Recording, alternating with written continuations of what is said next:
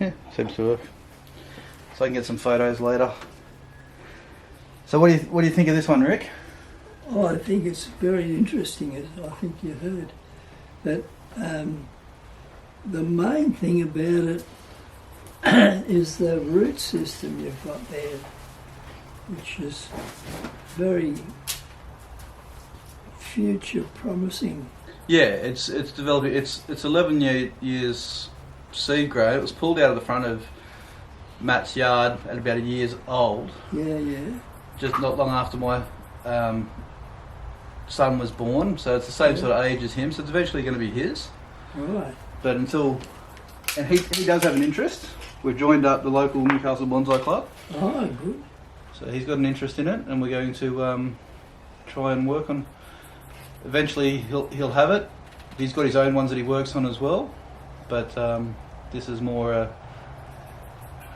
keep it going. I think the classic fig shape is beginning to appear in it. Yep.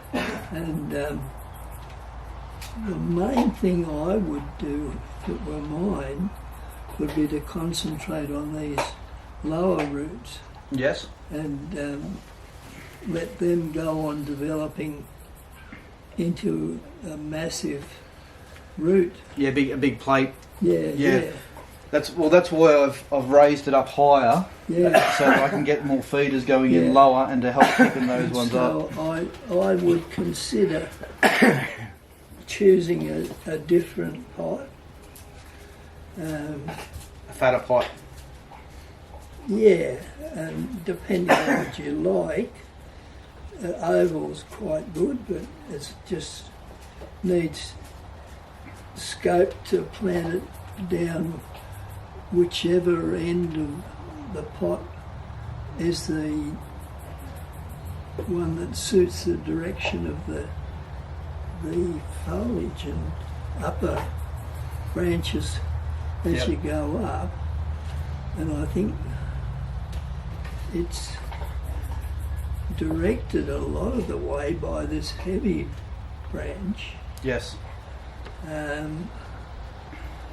So I'd sort of steer it down the right-hand end, if that's the front. Now I'm really... It's a unidirectional tree at the moment. I haven't really, because I was more concentrating on building up that base and building up some of the thicker structure, but trying to give it that more classical what we see when we see a big lone fig. Yeah. The branches going down and reaching out. And coming up. And to that end, a lot of these side ones are not going to do anything much except for propagating individual more figs. Yeah, that's what a lot of it's for.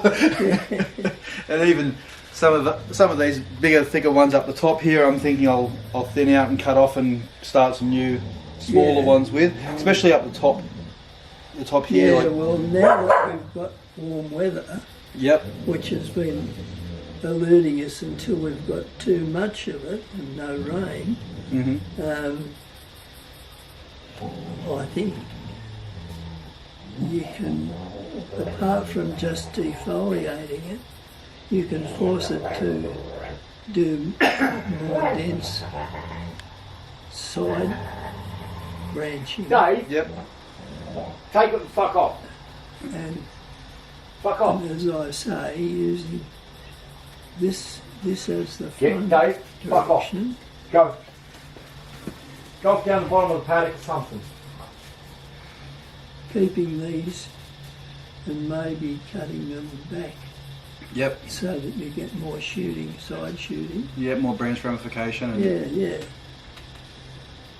But that, I don't think that's changed much from what I saw in it the other day when we were having the parties and things. Yeah. Excellent. And this lower branch down here, do you think I should keep that or propagate that one?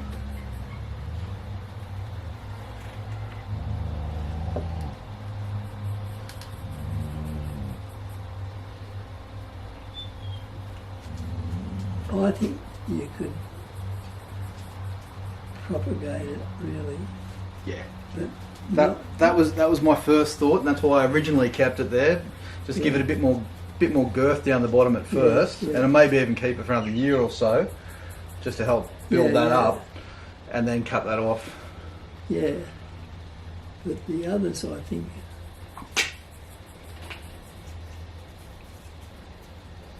there's a root there. Yes. Not that thrilled with. Not that thrilled with. We can cut that. We can cut that one off. A lot of these aerials came over the last summer because of all the rain that we had. Yeah. And I've sort of just left them to see what develops from them. And as you can see, I tried to tie that one back a little bit closer to the trunk, but it's not that great. Ain't happening. No, it's deciding to push itself out further. Yeah. All right. Well, I'll go get some tools, and then we'll go and start cutting back and removing some more stuff. So this mix here that's actually in at the moment is actually my compost. Oh yes. See the clay pieces that are in it, which is it's the cat litter. Oh, So the cat litter goes in the compost as well. Yeah. And then it sits in the compost at home for a year and a half. Yeah. Before it all comes back out, and so that's which helps with a bit of finer roots there. But that's what that is. Yeah. Well, if you look at any of our ones where the potting mix is recently undisturbed, you'll see what ours is like, and it just comes from Bunnings. Yep, just the cacti. Is it the cacti mix that you use? Cacti and somebody else. Yeah, cacti and succulent, yep. So I'll just give this a little bit more of a trim at some of these other spots, just where we need that bit more ramification. See how you go with unwiring that couple at the top. Yep. Yeah. See if they're holding down. Yeah. And if they're holding down, I'll trim them, and if not, I'll rewire. Yeah, it's holding, not quite, but close enough.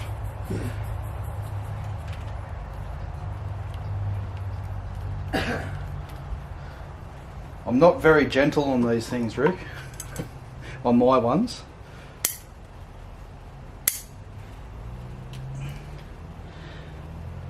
Now there's 3 that are branching in there together. Let's spin it around so you can see it a bit better. Because I didn't know whether I wanted to fuse them and try and make them go in a certain direction, but trimming them back now, I think I should probably get rid of at least 1, if not 2 of these. Because there is another 4th one coming out here. Yeah, definitely that one you're holding now. This one? Yeah. Okay. I'll get in with one of those other pairs and cut closer down to the base. And with that there, I think I might get rid of this other inside one here, because that's going across there. But if I take that away, you're going to end up with 2 dead stumps in there. Because if you've got that other dead stump there as well. So I don't want to have 2 dead stumps in that one little close proximity. I mean, it will fuse over eventually with the other growth, but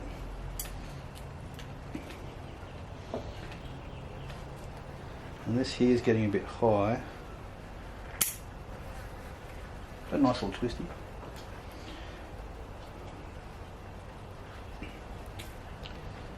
I'm not too worried about those stumps, but They'll end up back budding anyway. yeah. Always does. Pretty hard to kill these things, isn't it? Hopefully. Alright. So just a bit of these ones out here on the edge, some of these other longer ones. I'll bring them back into that sort of that line, that shape. Not too much there. That one can probably go back to there. And all these here as well, I think. We'll just get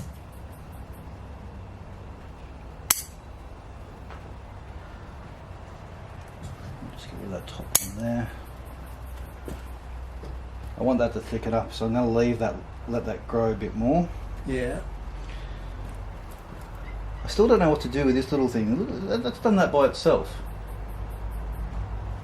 And because it is natural and I haven't twisted that like that, it's done it itself, I sort of want to leave it. But it looks like a loop-de-loop. Yeah. I don't think it's really... It's not adding anything. No. But it's not really taking anything away. No. And it's just a little cool thing because it's done it itself. It's up to you, yeah. I think I'll leave it for a year, Yeah. let it thicken up, and then we'll turn it into a cutting because it'll make a cool cutting. Yep.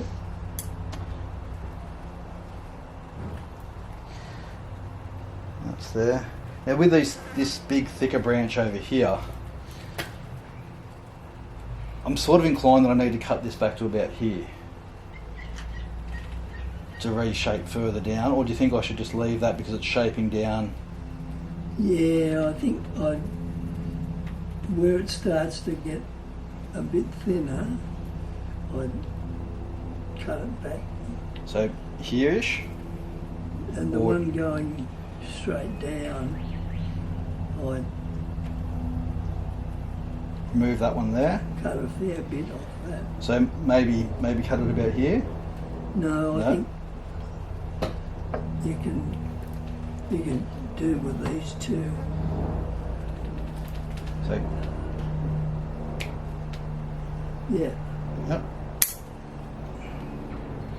And then this one here, get rid of that completely, or just I'd get rid of it completely.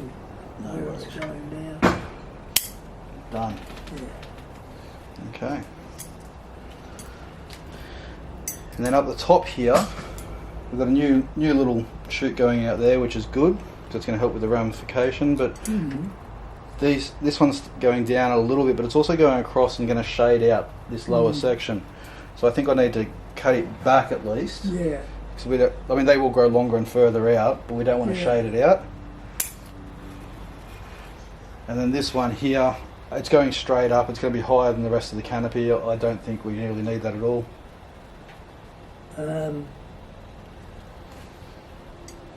No, because you're not wanting the apex to really come Be over from there. that. No. So this one I'm going to try and get this to grow down and fill that gap, Yeah. which means we can get rid of this whole higher piece up here. Yeah. Might as well cut that knob back there too. Don't really need that knob there.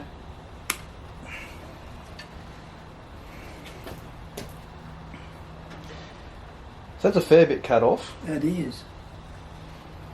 And then Try and bend that down a little bit more with that wire. you'll have a bit of work to do nipping the fresh buds Yes, yes. in a very short time. Yeah. Yeah. So I might just, I'll leave it there. I think that little knob in there, I'm just going to get rid of that as well. Just to clean up some of those pieces.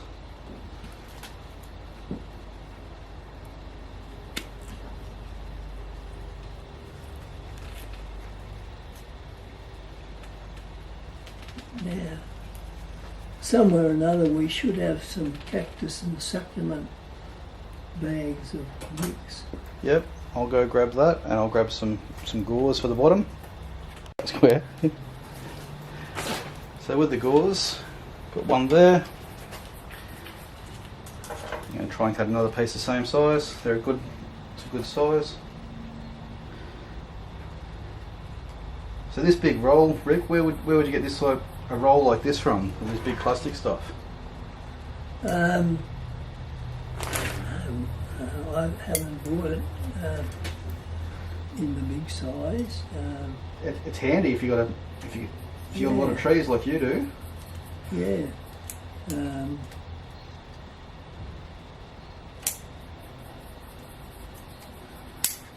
There we go.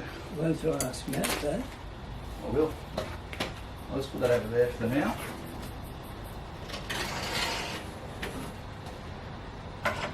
Let's just reuse some of this wire that I just took off the tree. Matt, where do we buy the bulk? Huh? Where do we buy the bulk rolls of mesh? No idea. From your stash. Oh, I haven't had to buy any yet. I must have gone mad at some stage. Well, you do. You have spent a large portion of your life playing with little trees. I think that's enough to send anybody mad, isn't it? Ric's the ultimate bonsai prepper. I could have bought them from the guy in Canberra, so you wouldn't want to know that. I'll tell you about him. I was travelling in Japan with him and a few other people on one of their fast trains, Yep. sitting right next to him, and he says, "Oh, I'm feeling crook," and he had a heart attack. Whoosh. Yeah, so we were headed for Tokyo, and so I said, well, I think the Tokyo University Hospital is probably the premier place in Japan to take you to. And his trip ended there. His wife had to fly out from Sydney or from Canberra to look after him. Mm-hmm.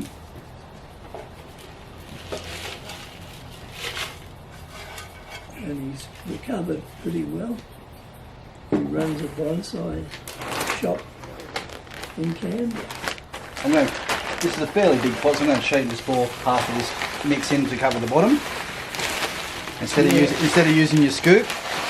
Yeah, because you want to raise it up a bit. Yep. Now that's not even that's about a third of that pot's now filled in. Yeah, I think I'll put a little bit more in using the scoop from that second bag. yeah. And then we'll put the tree in and start filling it in. I've turned this pot around so that the chip in it is at the back, Yep. because we always regard the best side of the pot as a very important thing. Mm-hmm. So when you take the photograph, you go, oh God, there's a chip there.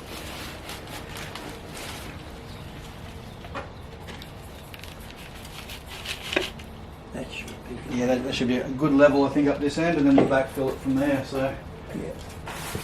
I'll go grab Twisty.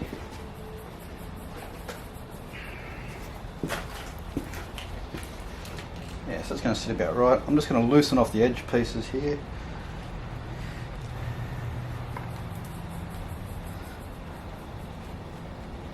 Is that still our best front?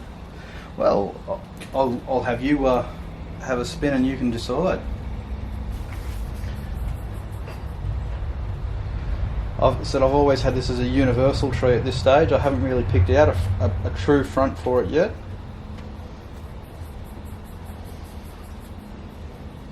I think I might have been looking at that side as the front. This side here, Yeah. it's facing you now, and we want that. Well, that's facing the right way with the no chip in the pot side then, and we want it to be sitting about there. Yeah. Yeah. Yeah. I think that's the best side. So I've just loosened off some of this from the side there. Yeah. Chicken bone. That's definitely my compost. Yeah. Calcium. Yeah. It's only a little one, but it'll break down. All right.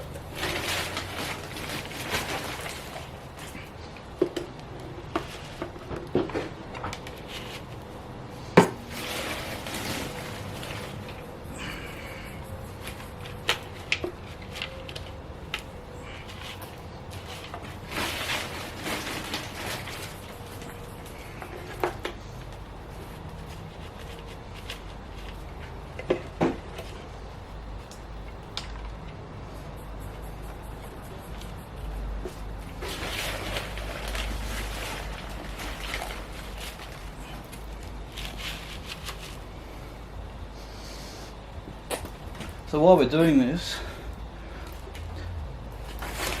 you're setting up. How do I pronounce the garden name, Rick? Unryu-En. Unryu-En. That's it, written in Japanese. Yep. And that. The little square bit on the end is N. Yep. For the garden. And Unryu is the first two characters. Yes. And it's Unryu-En. Yep. And it's translated as Dragon in the Mist. Dragon in the Mist. Cloud dragon. Cloud Dragon in the Mist. And then N being Japanese for garden. Yeah. Yeah. And being well placed here on the mountains, we have seen a bit of mist even this year. Yeah. On the lovely central coast of New South Wales. Yeah. For a while I thought it would never stop raining. Well, we have had a La Nina last year, and they reckon we'll have another one this year too. So it's going to be another wet summer.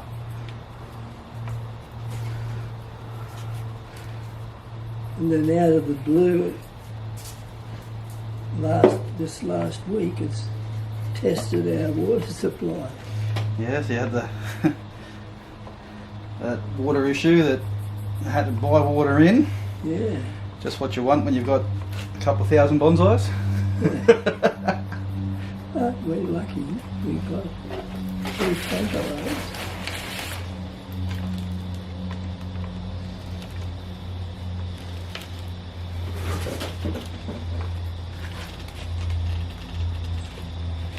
Oh, it's just a lamp falling down. I thought it was a puppy.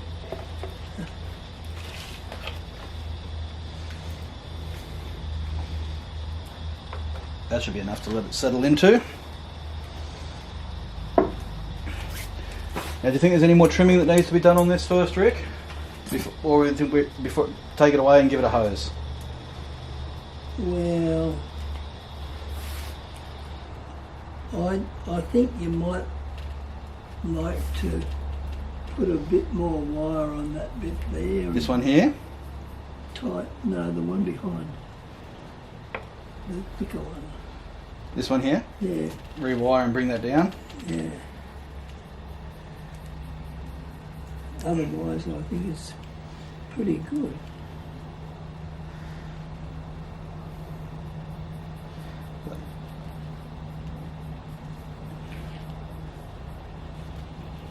I'll use this other piece, it's a bit thicker. I like to reuse and reuse my wire, Rick, so I'm a bit of a tight ass. Yes, well,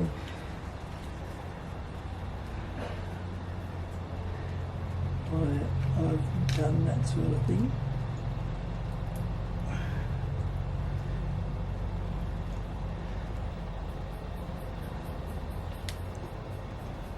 Well, that bit's off. About there? Yeah. Beautiful. All right.